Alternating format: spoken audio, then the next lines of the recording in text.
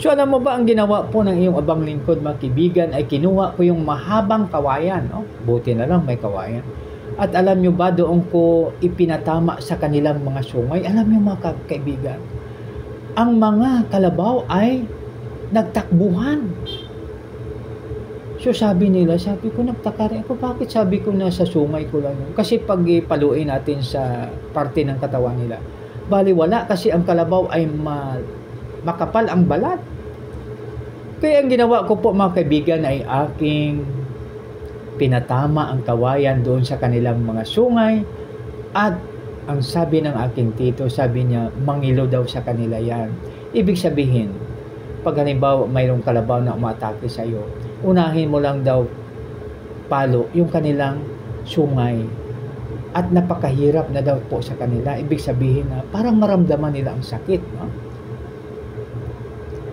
Yun ang pinakakuan ng kalabaw. Tapos kuan naman, no? Konti pa mga kaibigan, konti pa po. Ang ahas naman, ang kinakatakutan pala nila dyan ay ang kagingking, no? Yung parang sanga ng kawayan, no?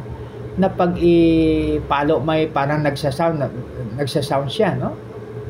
So, yan, no? Kaya hanapin natin ang weakness nila, no? So, tuloy na po tayo dito sa kay Timoteo, no? O sabi niya, no? Sa pananalita, no? So, yan.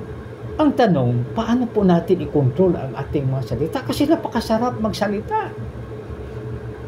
So, balit mga kaibigan, may solusyon ang lahat na problem, no? Anumang klaseng problem tayo, mayroon naman kaakibat na solusyon. So, yan, ha? Pagising pa lang sa umaga, ating bulay-bulaying ang sa mga Salmo 19:14 na nagsasabi na aking uulitin mga kaibigan, na ating ipanalangin na, Panginoon, hayaan mo po na ang lahat pong sasabihin, lahat na mamutawi sa aking lips ay, at ang pagbulay-bulay ng aking puso ay katanggap-tanggap sa iyo. At mga kaibigan, pagkatanggap-tanggap po sa ating Panginoon, of course, tayo naman ay pagpapala sa lahat na makarinig. Di ba? Nakabigay na tayo ng gift kasi lalo na Christmas ngayon, ha? Ang pagbigay ng gift, hindi lamang yung items, kundi pati yung sa ating pananalita, no? Napakaganda, no? So, halimbawa, no? Magsakay tayo sa jeep, no? Makisuyo po ng bayad, no? Tapos pasalamatan natin yung nag-abot ng ating bayad, no? Di ba? Pag halimbawa, doon tayo sa bandang likuran ng jeep na kasakay, no? Di ba? Salamat po, no? Alam mo, konting word na salamat ay napakasarap pakinggan, napakagandang pakinggan. So, halimbawa naman ay ang iyong kaibigan ay galing sa malayong lugar at pag balik niya, sabi mo, welcome back, kaibigan. Ha? Praise God dahil nakarating ka na mayroong kaluwalhatian. Nakarating ka na mayroong kapayapaan. Ha? So, kaya napagaganda mga kaibigan pag yan po ang ating gagawin. So, sa pananalita, no? So, ano pa po ang sinabi dito ni Pablo kay Timoteo? Sa pananalita at pag-uugali, no? So yan mga kaibigan, pag-uugali natin, no?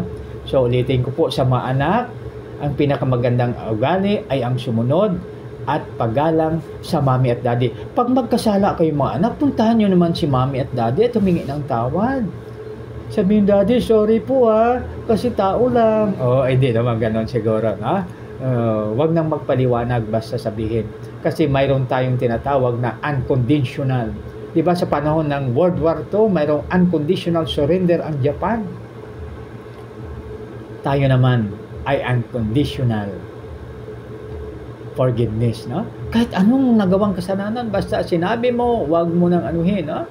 I forgive you if I forgive you, subalit may mga implementing rules and regulation o kaya mayroong mga kaakibat na mga pasubali o sinasabi, no? So wag naman. Forgive and forget, ha? So ang sabi ng isang matalinong tao, no? Taga DTI, no? Attached sa DTI, ang sabi niya, you can forgive. Subalit sabi niya, sa pag-forget daw dapat daw matuto daw po tayo. So tama naman siya, no? Halimbawa, Nagkasala tayo dahil sa ating pagmumura. No? So tandaan natin yun na ang pagmumura ay hindi maganda. No? Lalo pag ang minumura mo ay ang iyong mga magulang. No? So yan, no? Tuloy tayo. Ano pa sabi niya sa pag-uugali? No? Sa pag-ugali, pag-ibig. Yan. So, saan natin i-apply ang pag-ibig? So, unang-una mga kaibigan, i-apply natin ang pag-ibig ay ang pag-ibig sa ating Panginoon. Love God with all your hearts, with your mind, within your strength, and with all your soul. Ibigin natin ang ating Panginoon buong puso, buong isip, buong lakas, at buong kaluluwa. No? Di ba napakaganda pag yun ang gagawin natin sa pag-ibig? At ang pangalawa doon, ibigin natin ang ating kapwa tulad ng ating sarili. Ha? So, di ba maganda pag yan po ang gagawin natin? Good morning. Maganda yan pag gagawin natin mga kaibigan, no? Sa pag-ibig. No? So, mga kaibigan, bawal na ating ibigin ang mayroon ng forever. Ha? So, ibig sabihin, pag may asawa na, huwag na po nating ibigin. Huwag naman. Ano na? Oh, ayan. So, yan, ha? So, pag may asawa na maanak, huwag na nating ibigin. Hayaan na natin na sila ay maging maligaya sa isa't isa upang sila, ang kanilang forever, ay ma-maintain nila, ha? Kaya, mga kaibigan, pag nakasal na, ibig sabihin mayroon ng forever yan. Kasi ang witness ninyo ay ating Creator at saka lahat na nag-attend sa inyong kasal. No? So ano pa, maliban sa pag-ibig, ano pa? Pananampalataya. No? So yan mga kaibigan, pananampalataya. No? So ibig sabihin mga kaibigan, tayo ay obliged o kaya mas maganda pag tayo ay basahin natin ang scripture o basahin natin ang magandang balita. Sa araw-araw lang, mayroon tayong isang verse.